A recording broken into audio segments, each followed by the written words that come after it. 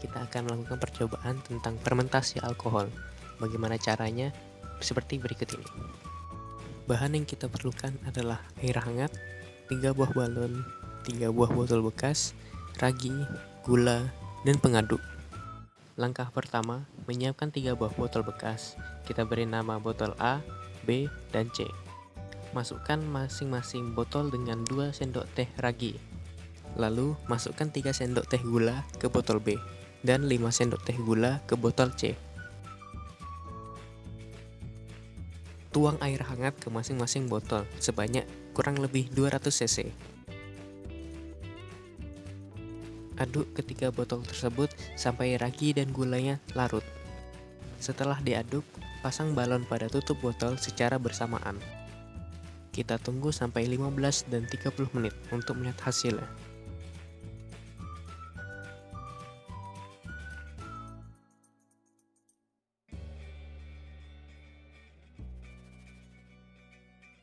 Berikut ini adalah data hasil pengamatan. Sekarang kita masuk ke tahap pembahasan. Nomor 1. Apa yang terjadi pada botol A? Pada awal percobaan, larutan dalam botol A dalam keadaan keruh, berwarna putih, kecoklatan, tidak memiliki gelembung gas, berbau alkohol, dan balon tidak mengembang. Pada 15 menit berikutnya, larutan dalam botol A mengalami perubahan keadaan menjadi sedikit keruh dan berwarna putih, sedangkan gelembung gas, bau, dan keadaan balon tidak mengalami perubahan. Pada 30 menit, keadaan masih sama seperti sebelumnya dan tidak mengalami perubahan. Nomor 2. Apa yang terjadi pada botol B? Pada awal percobaan, larutan dalam botol B dalam keadaan keruh, berwarna coklat muda, tidak memiliki gelembung gas, bau alkohol yang mulai menyengat, dan balon mulai mengembang.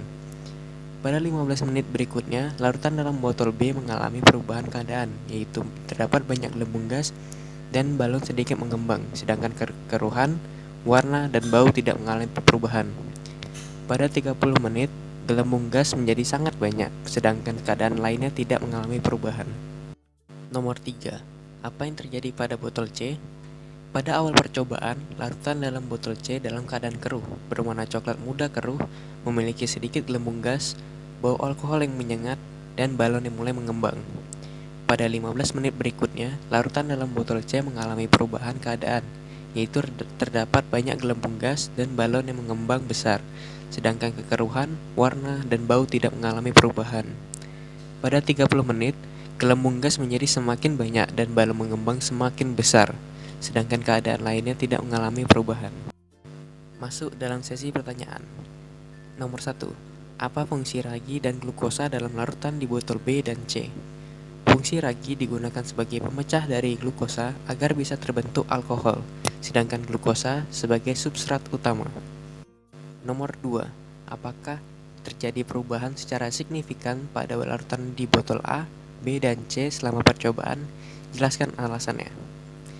Pada botol A, menggunakan 2 sendok teh ragi roti yang dicampur dengan 200 ml air hangat. Setelah mengamati selama 15 menit dan 30 menit, pada botol A hanya mengalami perubahan kekeruhan dan juga warna, sehingga dapat disimpulkan botol A tidak mengalami perubahan yang signifikan. Pada botol B, menggunakan 2 sendok teh ragi roti, 3 sendok makan gula, dan dicampur dengan 200 ml air hangat.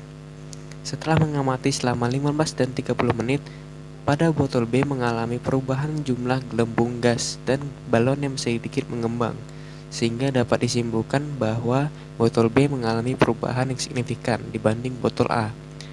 Pada botol C, menggunakan 2 sendok teh ragi roti, 5 sendok makan gula, dan dicampur dengan 200 ml air hangat. Setelah mengamati selama 15 dan 30 menit, pada botol C mengalami perubahan jumlah gelembung gas dan balon yang mengembang sangat besar, sehingga dapat disimpulkan bahwa botol C mengalami perubahan yang paling signifikan dibandingkan kedua botol lainnya. Nomor 3. Apakah terdapat gelembung gas pada larutan botol A, B, dan C? Manakah yang lebih banyak? Gas apa yang terbentuk? Jadi pada percobaan saya, botol B dan C memiliki gelembung gas, sedangkan gelembung pada botol A tidak ada. Di antara ketiga botol tersebut, botol B memiliki gelembung gas lebih banyak dari botol lainnya. Gas yang terbentuk adalah gas karbon dioksida atau CO2. Nomor 4. Mengapa balon pada botol B dan C mengembang? Besar mana mengembangnya balon pada botol B atau botol C? Mengapa itu bisa terjadi?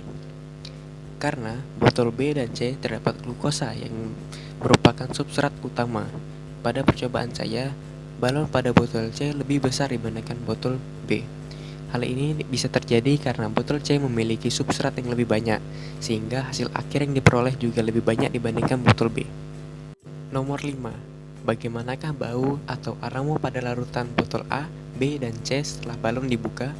Apa yang menyebabkan timbulnya bau tersebut? Bau atau aroma yang tercium setelah balon dibuka memiliki bau seperti alkohol yang sangat menyengat karena proses fermentasi alkohol menghasilkan CO2 dan etanol, yaitu etil alkohol. Nomor 6. Proses metabolisme apakah yang terjadi dalam percobaan tersebut?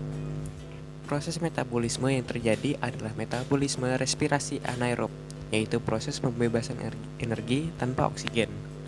Nomor 7. Apakah makanan yang dibuat dengan memakai ragi mengandung alkohol? Mengapa? Jawabannya, iya, karena semua produk fermentasi alkohol mengandung etanol atau etil alkohol dan CO2 yang dihasilkan dari ragi untuk metabolisme glukosa. Umumnya, semakin lama fermentasi, maka semakin banyak pula jumlah alkohol yang didapat.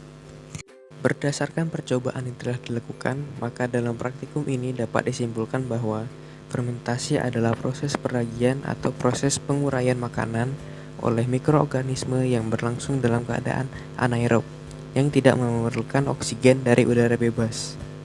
Selain itu, fermentasi juga berarti pemecah senyawa organik oleh mikroba yang berlangsung dalam suasana anaerob dengan menghasilkan energi.